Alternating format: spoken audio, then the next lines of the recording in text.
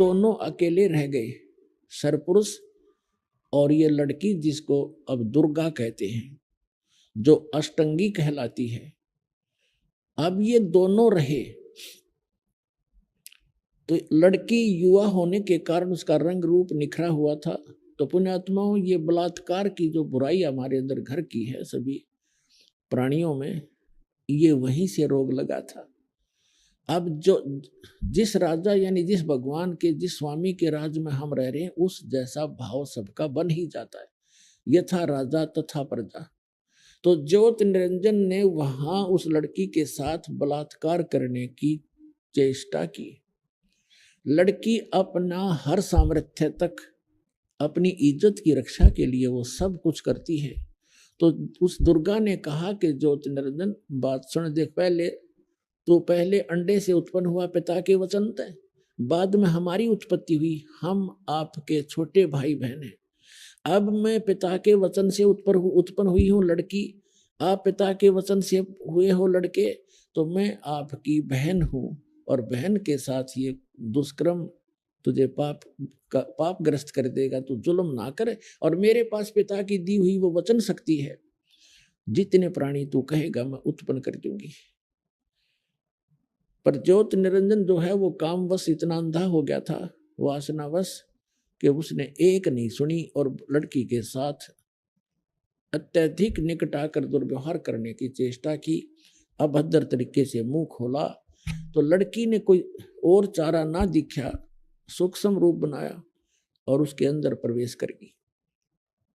मुख के माध्यम से पेट में चलेगी और कहीं अपनी इज्जत की रक्षा उसको लगी नहीं, सुरक्षा का स्थान नहीं मिला। और वहां पेट से पुकार किया परमात्मा से कि हे पिताजी मेरी रक्षा करो, हे पिताजी मेरी रक्षा करो। परमात्मा को पता था कि इनको किसे लड्डू देगा, यूं आकर जाकर पता था पहले। तो परमात्मा अपने पुत्र जोगजीत का रूप बनाकर, जो प्रथम सबसे पहले 16 उत्पन्न किए थे, उनमें से सहजदास, जोगजीत, अचिंत, तो जोगजीत का रूप बनाकर उस सरपुरुष के 21 ब्रह्मांड में प्रकट हो गए और कहा कि ज्योति निरंजन तने जुल्म कर दिया। ऐसे सच्चे लोक में जो ऐसा जुल्म करता है उसको बहुत भयंकर दंड मिलता है। सुन ले आदेश परम पिता का, आज से तेरा नाम काल होगा। 1 लाख मानव शरीरधारी प्राणियों का तो नित आहार किया करेगा।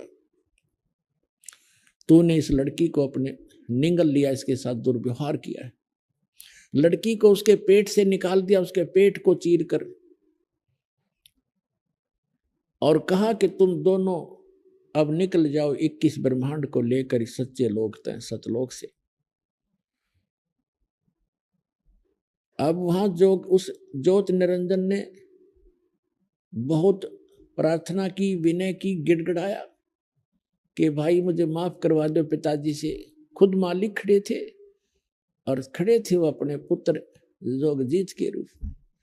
परमात्मा ने कहा कि निकल जा, बस अब तेरे लिए कोई स्थान नहीं है इस सच्चे लोक में। इतना कहकर जोगजीत रूप में परमात्मा अदृश्य हो गए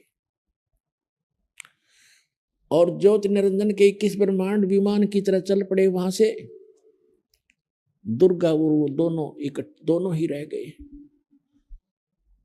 अब वहां से 16 शंख कोश की दूरी पर सतलोक के अंतिम छोर से, और ये 16 शंख कोश नील पद्म शंख इतनी दूरी पर आकर की 21 ब्रह्मांड ये चक्कर लगाने लग गए। अब ज्योति निरंजन के मन में और ज्यादा क्रोध पैदा हो गया और उसने ठान ली कि जितने भी आत्माएं जन्म होंगे वो भगवान की आत्मा तो उसी की है, उनको सताऊंगा और उस सतपुरुष को यानी पिता को दुखी करूंगा, उनकी आत्माओं को खूब सताऊंगा। अब उसकी बाद उसने दुर्गा के साथ फिर से वही अपनी इच्छा पूर्ति करने की चेष्टा की। लड़की ने फिर से विनय किया कि ज्योति निरंजन मेरे पास वचन शक्ति है। आपको सृष्टि चाहिए, मैं सृष्टि रच दूंगी, आप ये जुल्म ना करो। देखो पहले तो आप मेरे बड़े भाई और मैं आपकी छोटी बहन, दूसरे में आपके पेट से बाहर आई हूं, आपकी बेटी होगी। यानी उसने हर कोशिश की किसी तरह इसकी बुद्धि ठिकाने आ जा। दुर्गा ने खूब चेष्टा की पर वो नहीं माना। तो उसने देख लिया कि कोई चारा भी नहीं है, मैंने अपने पैर पे आप कुहाड़ा मारा, जिस कारण से उसने समर्पण करना पड़ा और जिस कारण से दुर्गा और इस काल के संयोग से सबसे पहले 3 पुत्रों की उत्पत्ति हुई।